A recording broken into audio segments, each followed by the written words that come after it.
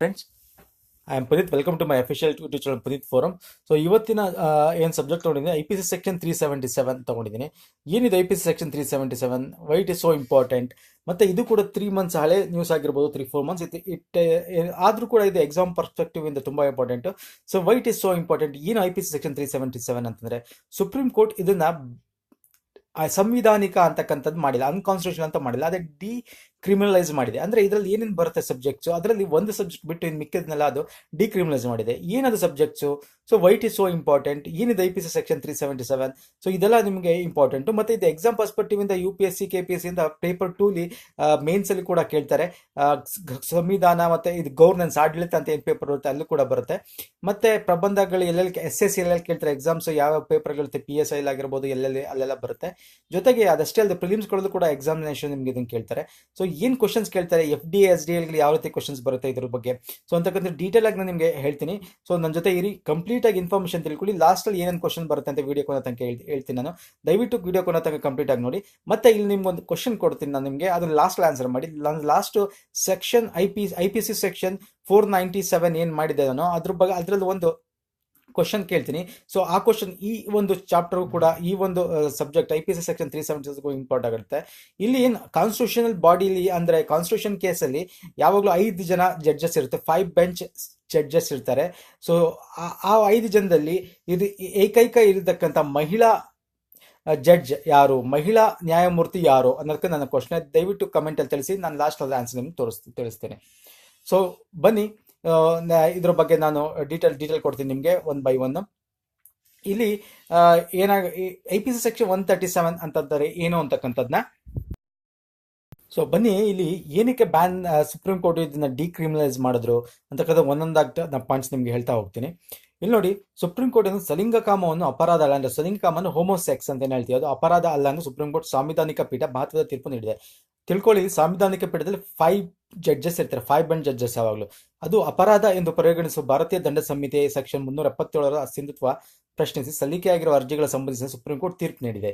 ಏನ್ ತೀರ್ಪು ನೀಡಿದೆ ಬನ್ನಿ.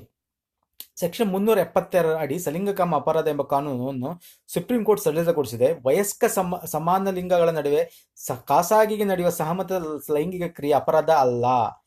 ಅಂದ್ರೆ ನೀವು ಹೋಮೋಸೆಕ್ಸ್, ಮೇಲ್ ಟು ಮೇಲ್ ಆಗಿರ್ಬೋದು, ಫಿಮೇಲ್ ಟು ಫಿಮೇಲ್ ಆಗಿರ್ಬೋದು, ಅಥವಾ ಏನ್ ಟ್ರಾನ್ಸ್ಜೆಂಡರ್ಸ್ ಇರ್ತಾರೆ, ಇಜಿರಾ ಅಂತ ಏನ್ ಹೇಳ್ತೀವಿ, ಅವ್ರದ್ದು ಏನ್ ಸೆಕ್ಸ್ ಆಗಿರ್ಬೋದು, ಅದು ಏನಾಗಿರ್ಬೇಕು ಅದು ಅಂದರೆ ಸಹಮತವಾಗಿರ್ಬೇಕು. It's not by force, by ಸಹಮತ ಆಗಿರ್ಬೇಕು. ಅಂದ್ರೆ ಒಬ್ರಿಗೊಬ್ರು ಒಪ್ಕೊಂಡು ಮಾಡ್ತಕ್ಕಂಥದ್ದು ಏನಿದೆ, ಒಪ್ಪಿಕೊಂಡು ಮಾಡ್ತಕ್ಕಂಥ ಲೈಂಗಿಕ ಕ್ರಿಯೆ ಏನಿದೆ, ಅದು ಏನಾಗಿದೆ ಇದರಲ್ಲಿ ಅಪರಾಧ ಅಲ್ಲ ಅಂತ ಹೇಳಿದೆ. ಬಟ್ ಇಲ್ಲಿ ಒಂದನ್ನು ಮಾತ್ರ ಅದನ್ನ ಅಲ್ಲಿರ್ತಕ್ಕಂಥ ಮಾತ್ರ ತೆಗ್ದಿಲ್ಲ. ಅದೇನು ಅಂತಂದ್ರೆ, ಕ್ರೂರವಾದ ಮತ್ತು ಪ್ರಾಣಿಗಳೊಂದಿಗೆ ನಡೆಸುವ ಅಸ್ವಾಭಾವಿಕ ಲೈಂಗಿಕ ಕ್ರಿಯೆ ಅಂದ್ರೆ ಅನ್ಯಾಚುರಲೈಸ್. ನ್ಯಾಚುರಲ್ ಆಗಿ ನಡೆಯತಕ್ಕಂಥ ಬೇರೆ, ಅನ್ಯಾಚುರಲ್ ನಡೆಯತಕ್ಕಂಥ ಬೇರೆ. ಅಂದ್ರೆ ಪ್ರಾಣಿಗಳ ಜೊತೆ ಮಾಡ್ತಕ್ಕಂಥ ಲೈಂಗಿಕ, ನೀವು ಎಷ್ಟೊಂದು ಇದ್ರ ನ್ಯೂಸ್ ಪೇಪರ್ ಓದಿರ್ತೀವಿ ಇದ್ರ ಬಗ್ಗೆ. ಸೊ ಅಂಥದಕ್ಕೆ ಮಾತ್ರ ಅಪರಾಧ ಅಂತ ಮಾತ್ರ ಪರಿಗಣಿಸಿದೆ, ಅದನ್ನ ಮಾತ್ರ ತೆಗೆದಾಕಿಲ್ಲ. ಇದನ್ನ ಏನಕ್ಕೆ ತೆಗೆದಾಕಿದ್ದಾರೆ, why it is they have removed, ಏನಕ್ಕೆ ರಿಮೋಟ್ ಮಾಡಿ ಅದನ್ನ ತೆಗೆದ್ರು ಅಂದ್ರೆ, ಇಟ್ ಈಸ್ ಕ್ವಶನ್ ಅಬೌಟ್, ಇದು ಯಾವ್ದ್ರ ಬಗ್ಗೆ ಕ್ವಶನ್ ಮಾಡುತ್ತೆ ಅಂದ್ರೆ ಸಮಾನತೆ, ರೈಟ್ ಟು ಈಕ್ವಿಟಿ. ನಾವೇನು ಸಂವಿಧಾನದಲ್ಲಿ ನಮ್ದು ಮೂಲಭೂತ ಹಕ್ಕುಗಳಲ್ಲಿ ಓದಿದೀವಿ, ನಂದು ಓದಿಲ್ಲ ಅಂದ್ರೆ ದಯವಿಟ್ಟು ನನ್ನ ಪ್ಲೇಸ್ ನೋಡಿ, ಅಲ್ಲಿ ಏನು ಹಕ್ಕುಗಳ ಬಗ್ಗೆ ಓದಿದೀವಿ. ಅಲ್ಲಿ ಆರ್ಟಿಕಲ್ 14 ಅಂದ್ರೆ ವಿಧಿ 14ರಿಂದ 12 ತನಕ ಈಕ್ವಿಟಿ, ಈಕ್ವಲ್ ಅಂತಕ್ಕಂಥದ್ದಿದೆ. ಅಂದ್ರೆ ಎಲ್ಲರಿಗೂ ಸಮಾನತೆ ಇರಬೇಕು ಅಂತ. ಹಾಗಾದ್ರೆ ಇವ್ರ ಸಮಾನತೆ ಏನಕ್ಕೆ ಕಿತ್ಕೋಬೇಕು ಅಂತಕ್ಕಂಥದ್ದು ಒಂದು ಪಾಯಿಂಟ್ ಇದರಲ್ಲಿ ಹೇಳುತ್ತೆ. ಅದರಿಂದ ಇದು ತುಂಬಾ ವರ್ಷಗಳಿಂದ ಇದೆ. ಇತಿಹಾಸ ನೋಡಕ್ ಹೋದ್ರೆ 2009 ಇದನ್ನು ಬ್ಯಾನ್ ಮಾಡಿದ್ರು ಹೈಕೋರ್ಟ್ ಅಲ್ಲಿ. ಆದ್ರೆ ಸುಪ್ರೀಂ ಕೋರ್ಟ್ ಅದನ್ನ ಅಸಿಂಧು ಮಾಡಿತ್ತು. ಬಟ್ ಇವಾಗ ಸುಪ್ರೀಂ ಕೋರ್ಟ್ ಅದಕ್ಕೆ ತೀರ್ಮಾನ ಕೊಟ್ಟಿದೆ. ಸೊ ಅದನ್ನ ನಾನು ಹೇಳ್ತಾ ಹೋಗ್ತೀನಿ, ಏನಕ್ಕೆ ಇದು, ಯಾರು ಕೇಸ್ ಹಾಕಿದ್ರು ಅಂತ, ಏನಕ್ಕೆ ಇದು ಬ್ಯಾನ್ ಆಯ್ತು ಅಂತ ಪ್ರತಿಯೊಂದು ನಿಮ್ಗೆ ಡೀಟೇಲ್ ಕೊಡ್ತೀನಿ. ಇಲ್ಲಿ ಒಂದನ್ನು ತಿಳ್ಕೊಬೇಡಿ, ಅಂದ್ರೆ ಅಸಂವಿಧಾನಿಕ ಅಂದ್ರೆ ಅಸ್ವಾಭಿಕವಾಗಿ ಪ್ರಾಣಿಗಳ ಜೊತೆ ಮಾಡೋದು ಮಾತ್ರ ಕ್ರಿಮಿನಲ್ ಕೇಸೇ ಅದು. ಸೊ ಅದು ಬಿಟ್ಟು ಏನು ಸಹಮತ ಲೈಂಗಿಕ ಕ್ರಿಯೆ ನಡೆಯುತ್ತೆ ಅದು ಕ್ರಿಮಿನಲ್ ಅಲ್ಲ ಅಂತಕ್ಕಂಥ ಸುಪ್ರೀಂ ಕೋರ್ಟ್ ಇದೆ. ಇಲ್ಲಿ ನೀವು ಇದನ್ನ ಹಾಕಿದ್ದವ್ರ ಕೇಸ್ ಯಾರು ನೋಡಿ, ಇದು ಕೂಡ ಇಂಪಾರ್ಟೆಂಟ್ ನೋಡಿ. ಸೆಲೆಬ್ರಿಟಿ ಚೆಫ್ ಏನಿದ್ದಾರೆ, ಚೆಫ್ ಅಂತಂದ್ರೆ ಏನು ಬಟ್ಟ ಅಂತ ಹೇಳ್ತೀವಿ, ಈ ಸೆಲೆಬ್ರಿಟಿ ಬಟ್ಟ ಅಂತಾರೆ, ಅಲ್ಲ 5 ಸ್ಟಾರ್ ಲೆವೆಲ್ಗೆ ಇರ್ತಕ್ಕಂಥ ಚೆಫ್ ಅವರು. ಸೊ ಅವ್ರು ಏನಿರುತ್ತೆ ಅಡಿಗೆ ಬಟ್ಟವರು ಅಂತ ಹೇಳಿ ಚೆಫ್ ಅವರು, ಅವ್ರಿಗೆಲ್ಲ ಲಕ್ಷಾಂತರ ರೂಪಾಯಿ ಸ್ಯಾಲರಿ ಸಿಗುತ್ತೆ. ಸೊ ಅವರು ದಾಲ್ಮಿಯಾ ಅಂತಕ್ಕಂಥವ್ರು, ಮುಖ್ಯವಾಗಿ SS ಜೋಹರ್ ಅಂತಕ್ಕಂಥವ್ರು, ಅವರು ಏನ್ ಮಾಡಿದರೆ ಇದು ತಪ್ಪು. ಇದನ್ನ ಅಂದ್ರೆ ಸೆಕ್ಷನ್ 377 ಈಕ್ವಾಲಿಟಿ ಮತ್ತೆ ರೈಟ್ ಟು ಪ್ರೈವಸಿ ಅಂತಕ್ಕಂಥದ್ದು ಒಂದು ಮೂಲಭೂತ ಹಕ್ಕಿದೆ. ರೈಟ್ ಟು ಪ್ರೈವಸಿ ಅಂತಂದ್ರೆ ನಮ್ಮ ಒಂದು ಪ್ರೈವಸಿ ಮೇಲೆ ಇರತಕ್ಕಂಥ ಹಕ್ಕು, ಅದು ನಮ್ಮ ಹಕ್ಕು, ಅದು ನಾವು ಅದನ್ನ ಡಿಸ್ಕ್ಲೋಸ್ ಮಾಡೋ ನೆಸೆಸಿಟಿ ಇಲ್ಲ ಅಂತಕ್ಕಂಥ ಹಕ್ಕಿದೆ. ಸೊ ಈ ನೋಡಿ, ಮೂಲಭೂತ ಹಕ್ಕುಗಳನ್ನ ಯಾವಾಗಲೂ ನಾವು ಸುಪ್ರೀಂ ಕೋರ್ಟಲ್ಲಿ ಆರ್ಟಿಕಲ್ 32 ಅಂಡರ್ ಡೈರೆಕ್ಟ್ ನಾವು ಕೇಸ್ ಹಾಕ್ಬೋದು. ನಿಮಗೆ ಹೇಳಿದ್ದೀನಿ ನಾನು, ಮೂಲಭೂತ ಹಕ್ಕುಗಳು ಈಸ್ ನ್ಯಾಯಿಕವಾದಂಥದ್ದು. ಬೇರೆ ಯಾವ ಹಕ್ಕುಗಳು ಕೂಡ ಸಂವಿಧಾನ ಇರತಕ್ಕಂಥದ್ದು ನ್ಯಾಯಿಕವಾದಂಥದ್ದು ಅಲ್ಲ. ಸೊ ಸುಪ್ರೀಂ ಕೋರ್ಟಲ್ಲಿ ಮೂಲಭೂತ ಹಕ್ಕುಗಳು ಏನಾಗಿದೆ, ವಯೋಲೇಟ್ ಆಗಿದೆ ಅಂತ ಹೇಳಿ ಡೈರೆಕ್ಟ್ ನಾವು ಸುಪ್ರೀಂ ಕೋರ್ಟ್ಗೆ ಹೋಗ್ಬೋದು. ಯಾವ ಜಿಲ್ಲಾ ನ್ಯಾಯಾಲಯಕ್ಕೆ ಹೋಗೋ ನೆಸಿಟಿ ಇಲ್ಲ 32 ಆರ್ಟಿಕಲ್ ಅಂಡರಲ್ಲಿ. ಈವನ್ ಹೈಕೋರ್ಟ್ಗೆ ಹೋಗ್ಬೋದು ಆರ್ಟಿಕಲ್ 226 ಅಂಡರಲ್ಲಿ. ದಯವಿಟ್ಟು ಜ್ಞಾಪಕದಲ್ಲಿ ಇಟ್ಕೊಳ್ಳಿ. ಇದನ್ನ ಎಕ್ಸಾಮ್ ಫ್ರೀಕ್ವೆಂಟ್ ಆಗಿ ಕೇಳ್ತಾ ಇರ್ತಾರೆ. ಮತ್ತೆ ಇಲ್ಲಿ ಏನು ಸಿಂಧುತ್ವ ಪ್ರಶ್ನೆ ಮಾಡಿ ಹಾಕಿದ್ರು, ಮತ್ತೆ LGBT ಅವರು ಕೂಡ ಇದನ್ನ ಸಂಘದವರು ಕೂಡ ಹಾಕಿದ್ರು ಈ ಕೇಸ್ ಮೇಲೆ. ಅದು ಸೊ ಎಲ್ಲಾನು ಒಟ್ಟಾರೆ ತಗೊಂಡು ಸುಪ್ರೀಂ ಕೋರ್ಟ್ ಏನಿದೆ, ಇದು ಸಿಂಧು ಅದನ್ನು ಡಿಕ್ರಿಮಿನಲೈಸ್ ಮಾಡಿದೆ, ಅಂದ್ರೆ ಅಸಿಂಧು ಮಾಡಿದೆ. ಒಂದೊಂದು ಮಾತ್ರ ಬಿಟ್ಟು, ಅಂದ್ರೆ ಅಸ್ವಾಭಾವಿಕ ಪ್ರಾಣಿಗಳ ಜೊತೆ ಮಾಡ್ತಕ್ಕಂಥ ಲೈಂಗಿಕ ಕ್ರಿಯೆ ಬಿಟ್ಟು ಇದನ್ನ ಡಿಕ್ರಿಮಿನಲೈಸ್ ಮಾಡಿದೆ. So what is that section 375 says? ಏನು ಸುಪ್ರೀಂ ಕೋರ್ಟ್ ಸಮ್ಮರಿ, ಏನು ಅದರ ಏನು ಸಾರಾಂಶ, ಸುಪ್ರೀಂ ಕೋರ್ಟ್ ಏನು ತೀರ್ಪು ಕೊಟ್ಟಿದೆ ಅನ್ನೋದ್ರ ಬಗ್ಗೆ ತಿಳ್ಕೊಳ್ಳೋಣ ಬನ್ನಿ. ಇಲ್ಲಿ ನೋಡಿ, ಸುಪ್ರೀಂ ಕೋರ್ಟ್ ನೀಡಿದ ತೀರ್ಪಿನ ಸಾರಾಂಶ ಏನಿದೆ ನೋಡಿ. LGBT ಸಮುದಾಯದವರು, LGBT ಅಂತಂದ್ರೆ ನಿಮ್ಗೆ ಹೇಳ್ತೇನೆ, ಡೋಂಟ್ ವರಿ.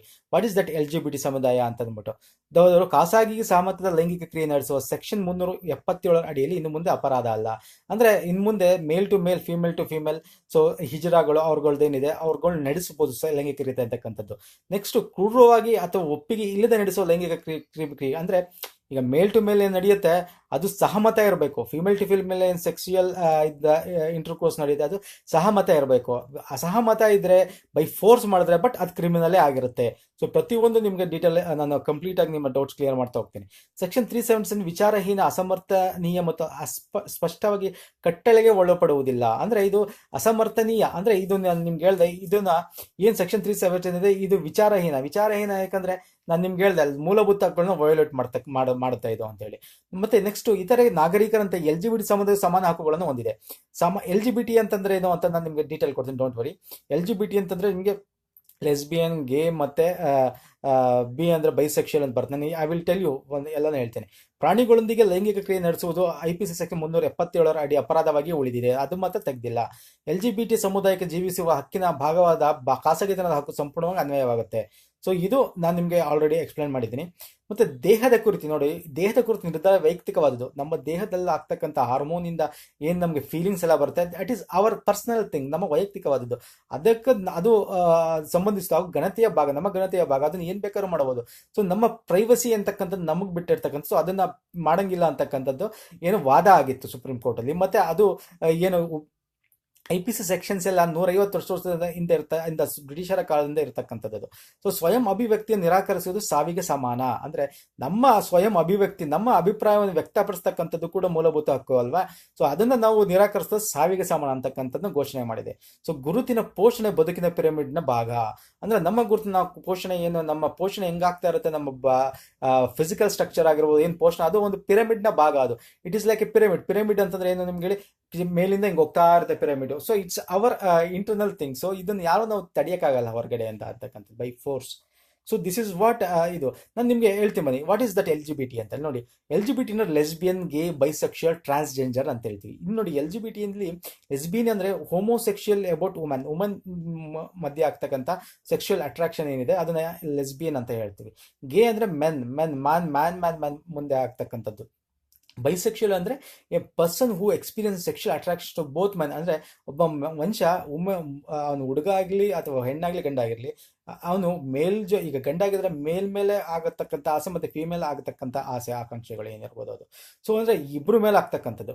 ಟ್ರಾನ್ಸ್ಜೆಂಡರ್ ಅಂದ್ರೆ ಆಸ್ ಯೂಶುವಲ್ ಇಟ್ಸ್ ಹಿಜರ ಅಂತಂದ್ರೆ ಅವರ ಬಾಡಿನ ಏನ್ ಮಾಡಿರ್ತಾರೆ, ಅವರ ಹಾರ್ಮೋನ್ ವ್ಯತ್ಯಾಸಗಳಿಂದ ಅವ್ರ ಬಾಡಿದು ಇಂದ ಅವರು ಮಾಡಿಫೈ ಮಾಡ್ಕೊಂಡಿರ್ತಾರೆ. ಅಂತಂದ್ರೆ the person who is assigned into a male sex but identifies as a woman may be transgender person ಅಂತಂದ್ರೆ it is like conversely women female ಆಗಿರ್ಬೋದು, ಅವರು ಕೂಡ ಅಂತಂದ್ರೆ ಏನು ಅವರ ದೈಹಿಕ ಇದನ್ನ ಅವರು ಮಾಡಿಫೈ ಮಾಡ್ಕೊಂಡಿರ್ತಾರೆ. ಸೊ ನಾವು ಅದನ್ನ ಭಾರತದಲ್ಲಿ ಹಿಜರಾಗಳು ಅಂತಾನೆ ಕರೀತಾರೆ. So this is what LGBT ಅಂತಂದ್ರೆ. ಸೊ ಇದು ಒಂದು ಸಂಘದವರು ಕೂಡ ಹಾಕಿದ್ರು. ಸೊ ಇಲ್ಲಿ ನೀವು ತಿಳ್ಕೋಬೇಕು, ಇಲ್ಲಿ ಟೋಟಲ್ ಆಗಿ ಇಲ್ಲಿ ಒಂದು ತುಂಬಾ ಇಂಪಾರ್ಟೆಂಟ್ ಪಾಯಿಂಟ್ ಏನು ಅಂತಂದ್ರೆ, ಎಕ್ಸಾಮ್ ಪರ್ಸ್ಪೆಕ್ಟಿವ್ ಇಂದ ಕೂಡ ನಮ್ಮ ದೇಶದಲ್ಲಿ ಏನು ತಗೊಂಡಿದೀವಿ, ಇಲ್ಲಿ ನೋಡಿ ಎಷ್ಟೊಂದು ದೇಶದ ನೀಲಿ ಕಲರ್ ಏನು ಕಾಣಿಸ್ತಾರೆ ನಿಮಗೆ, ನೀಲಿ ಟೈಪ್ ಕಲರು, ಅಲ್ಲಿ ಈವನ್ ಈ ಹೋಮೋಸೆಕ್ಸ್ ಅವರು ಮದ್ವೆ ಕೂಡ ಆಗೋದು ಸಿಂಧುತ್ವ, ಅಂದ್ರೆ ಇಟ್ ಇಸ್ ಕಾನ್ಸ್ಟಿಟ್ಯೂಷನ್ಲಿ ಕರೆಕ್ಟ್, ಅಂದ್ರೆ ಅದನ್ನ ಒಪ್ಕೋತಾರೆ.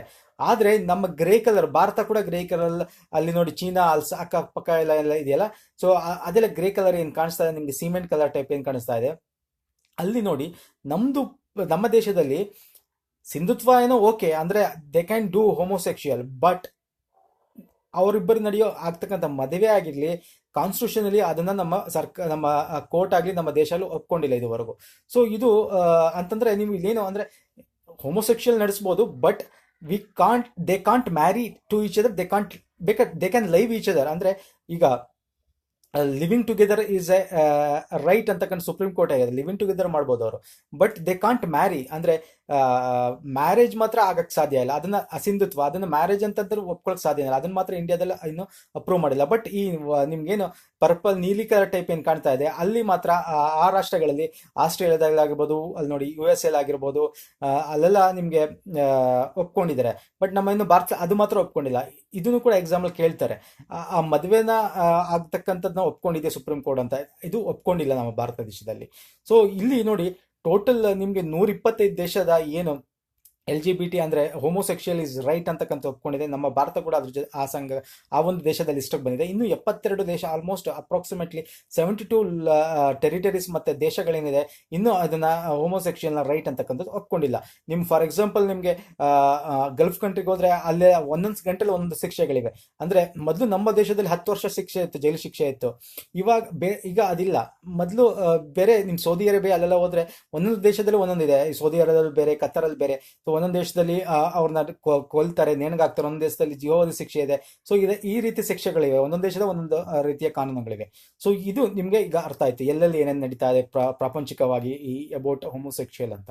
ಸೊ ಇಲ್ಲಿ ನೀವು ಇನ್ನೊಂದೇನು ತಿಳ್ಕೊಬೇಕು ಅಂತಂದ್ರೆ, LGBT ಅಂತಕ್ಕಂಥದ್ದನ್ನ ಈ ನಮ್ಮ ನ್ಯಾಯಮೂರ್ತಿ ಇಂದು ಮಲ್ಹೋತ್ರಾ ಅವರು ಏನು ಹೇಳಿದ್ದಾರೆ, ಈ 5 ಕಾನ್ಸ್ಟಿಟ್ಯೂಷನಲ್ ಬೆಂಚ್ ಅಲ್ಲಿ ನಮ್ಮ ಏನ್ ನಾನು ಆವಾಗಲೇ ಹೇಳಿದೆ, ಸಾಂವಿಧಾನಿಕವಾದಕ್ಕಂಥ ಅನುಚ್ಛೇದದಲ್ಲಿರ್ತಕ್ಕಂಥ ಆರ್ಟಿಕಲ್ಸ್ ಇಂದ 14 to 21 ತನಕ ಅಲ್ಲಿ ಮೂಲಭೂತ ಹಕ್ಕುಗಳನ್ನು ಕಿತ್ಕೊಳ್ಳಲಾಗ್ತಾ ಇದೆ, ಅವ್ರಿಗೆ ನಾವು ಅದನ್ನ ರಿಸ್ಟ್ರಿಕ್ಟ್ ಮಾಡಿ ಅಂತಕ್ಕಂಥದ್ರ ಬಗ್ಗೆ ಕಡ್ಡಿ ತುಂಡಾಗಿ ಹೇಳಿದ್ದಾರೆ. ಅದರಿಂದ ಇದನ್ನ ನಾವು ಕ್ಷಮೆ ಯಾಚಿಸ್ಬೇಕು ಅವ್ರ ಹತ್ರ ಎಷ್ಟು ದಿನ ಮಾಡಿದ್ದು. ಸೊ ನಾವು we have to give freedom to them ಅಂತಕ್ಕಂಥದ್ದನ್ನ ಅವ್ರು ಹೇಳಿದ್ರು ಮಲ್ಹೋತ್ರಾ ಅವರು. ಮತ್ತೆ ಇಲ್ಲಿ ಇನ್ನೂ ಒಂದು ತಿಳ್ಕೊಬೇಕು, ಇಲ್ಲಿ ನೋಡಿ ಇದನ್ನ ಸಾರಾಂಶವಾಗಿ ನೀವು ತಗೊಳ್ಳೋದಾದ್ರೆ ಯಾರ್ಯಾರು ಏನೇನು ಹೇಳಿದರೆ, ಇದು ಫುಲ್ಲು ನಾವು ಹೇಗೆ ಏನು ಎಕ್ಸ್ಪ್ಲೇನ್ ಮಾಡಿದೆ ಎಲ್ಲ ಸಾರಾಂಶ ತಗೋಬೇಕಂದ್ರೆ, ಇಲ್ಲಿ ನೋಡಿ ಪ್ರಾಣಿಗಳಿಂದ ಲೈಂಗಿಕ ಕ್ರಿಯೆ ನಡೆಸೋದು ಅಪರಾಧ ಆಗಿ ಉಳಿದಿದೆ. ಮತ್ತೆ LGBT ಸಮುದಾಯ ಖಾಸಗಿತನ ಏನಿದೆ, ಸಹಮತದ ಲೈಂಗಿಕತೆ ಕ್ರಿಯೆಗೆ ಸೆಕ್ಷನ್ 300 ಅಡಿಯಲ್ಲಿ ಇನ್ನು ಮುಂದೆ ಅಪರಾಧ ಅಲ್ಲ. ಸೊ ಇತರ ನಾಗರಿಕಂತ LGBT ಸಮುದಾಯವು ಸಮಾನ ಹಕ್ಕುಗಳನ್ನು ಹೊಂದಿದೆ ಅಂತಕ್ಕಂಥ ಸುಪ್ರೀಂ ಕೋರ್ಟ್ ಹೇಳಿರ್ತಕ್ಕಂಥದ್ದು. ಮತ್ತೆ ಇಲ್ಲಿ ಹೋಮೋಸೆಕ್ಷುಯಲ್ ಕೂಡ ಸಹಮತ ಇರಬೇಕು. ಅಸಹಮತ ಇದ್ರೆ ಮತ್ತೆ ಬೈ ಫೋರ್ಸ್ ಆದ್ರೆ ಅದು ಕ್ರಿಮಿನಲ್ ಅಪರಾಧ. ಸೊ ಇದಿಷ್ಟು ಅದರ ಸಾರಾಂಶಗಳು. ಸೊ ನಾನು ನಿಮ್ಗೆ ಇಲ್ಲಿ ಏನ್ ಕೇಳ್ಬೋದು ಎಕ್ಸಾಮ್ ಅಲ್ಲಿ ಅಂದ್ರೆ, ಪ್ರಿಲಿಮ್ಸ್ ಅಲ್ಲಿ ಎಕ್ಸಾಮ್ ಮೇನ್ಸ್ ಗಳಲ್ಲಿ ನಿಮ್ಗೆ ಕೇಳ್ತಾರೆ ಇದ್ರ ಬಗ್ಗೆ. ಸೊ ಇದು ಕರೆಕ್ಟಾ ತಪ್ಪಾ ಅಂತ ಕೇಳ್ತಾರೆ. ಸೊ ನಾನು ನಿಮ್ಗೆ ಹೇಳಿದೆ ಅದು ಏನಕ್ಕೆ ಕರೆಕ್ಟು ಅಂದ್ರೆ, ಇದು ಮಾಡಿದ ಕರೆಕ್ಟ್ ಏನಕ್ಕೆ ಅಂತಂದ್ರೆ, ಮೂಲಭೂತ ಹಕ್ಕುಗಳಿದ್ದು ರೈಟ್ ಟು ಪ್ರೈವಸಿ ಆಗಿರ್ಬೋದು, ರೈಟ್ ಟು ಈಕ್ವಾಲಿಟಿ ಆಗಿರ್ಬೋದು. ಸೊ ಇದೆಲ್ಲ ವೈಲೇಟ್ ಮಾಡ್ತಿತ್ತು ಸುಪ್ರೀಂ ಕೋರ್ಟ್ ಈ ಒಂದು ಸೆಕ್ಷನ್ ಇಂದ ಅಂತ ಬರೀಬಹುದು. ಸೊ ಏನ್ ತಪ್ಪು ಅಂತಕ್ಕಂಥದ್ದು ಕೂಡ ಇದರಲ್ಲಿ ಬರೀಬಹುದು. ಇದರಿಂದ ಏನಾಗುತ್ತೆ, ತುಂಬಾ ಏನಾಗುತ್ತೆ, ಬೈ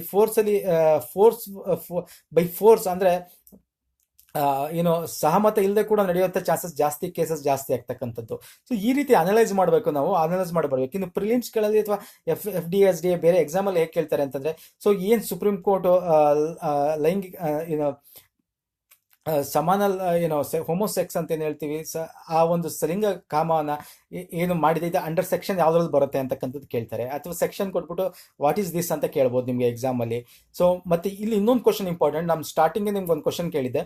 ಸೊ ಈ ಒಂದು ಕಾನ್ಸ್ಟಿಟ್ಯೂಟ್ ಬೆಂಚ್ ಅಲ್ಲಿ ಏನ್ 5 ಜನ ಇದ್ರು, ಅಲ್ಲಿರ್ತಕ್ಕಂಥ ಒಂದು ಮಹಿಳಾ ಇದು ಇಂಪಾರ್ಟೆಂಟ್ ಆಗ್ತಾರೆ. ಸೊ ಏನಕ್ಕೆ ಅಂದ್ರೆ, ಮಹಿಳೆ ಕೂಡ ಈ ಒಂದು ಇದರಲ್ಲಿ ಒಪ್ಕೊಂಡಿದ್ದಾರೆ ಇದೊಂದು ತಪ್ಪು ಅಂತ. ಇವನ್ ಸೆಕ್ಷನ್ 497 ಲಾಸ್ಟ್ ಕೋವಿಡ್ ಏನಿತ್ತು ಅಲ್ಲೂ ಕೂಡ ಒಪ್ಕೊಂಡಿದೆ, ಅವರು ಇನ್ವಾಲ್ವ್ ಆಗಿದ್ರು. ಸೊ ಅವರ ಹೆಸರು ಏನು ಅಂತ ಕೇಳಿದ್ದೆ. ಸೊ ಅವರ ಹೆಸರು ಇಂದು ಮಲ್ಹೋತ್ರಾ. ಇದು ವೆರಿ ಇಂಪಾರ್ಟೆಂಟ್, ಎಕ್ಸಾಮ್ ಅಲ್ಲಿ ಕೇಳೋ ಚಾನ್ಸಸ್ ಜಾಸ್ತಿ ಇದೆ. So because she is the only one female judge in that 5 constitutional bench. Okay, so ಇದಿಷ್ಟು ಈ ಒಂದು ಸೆಕ್ಷನ್ 377 ಡೀಟೇಲ್ಸ್ ಸ್ನೇಹಿತರೆ. ಸೊ ಇದಿಷ್ಟು ನಿಮ್ಗೆ ಅರ್ಥ ಆಗಿದೆ ಅಂತ ಅನ್ಕೊಂಡಿದ್ದೀನಿ. ಸೊ ಇದೇ ರೀತಿ ನಿಮ್ಗೆ ಬೇರೆ ವಿಡಿಯೋಸ್ಗಳು ನಾನು ತರ್ತೀನಿ, ಪ್ರಚಲಿತ ಘಟನೆಗಳಿಗೆ ಇರ್ತಕ್ಕಂಥದ್ದು ಫುಲ್ ಕಂಪ್ಲೀಟ್ ಡೀಟೇಲ್ಸ್ ಅನಲೈಸ್ ಮಾಡ್ತಾ ಇರ್ತೀನಿ ನಿಮಗೆ. ಸೊ ಅಂತ ಹೇಳ್ತಾ ದಯವಿಟ್ಟು ಯಾರು ಸಬ್ಸ್ಕ್ರೈಬ್ ನನ್ನ ಚಾನಲ್ ಸಬ್ಸ್ಕ್ರೈಬ್ ಮತ್ತೆ ಬೆಲ್ ಬಟನ್ ಮರಿಬೇಡಿ ಅಂತ ಹೇಳ್ತಾ ಮುಗಿಸ್ತಾ ಇದ್ದೀನಿ. ನೆಕ್ಸ್ಟ್ ವಿಡಿಯೋ ಸಿಗ್ತೀನಿ ಸ್ನೇಹಿತರೆ. ಧನ್ಯವಾದಗಳು ಸ್ನೇಹಿತರೆ.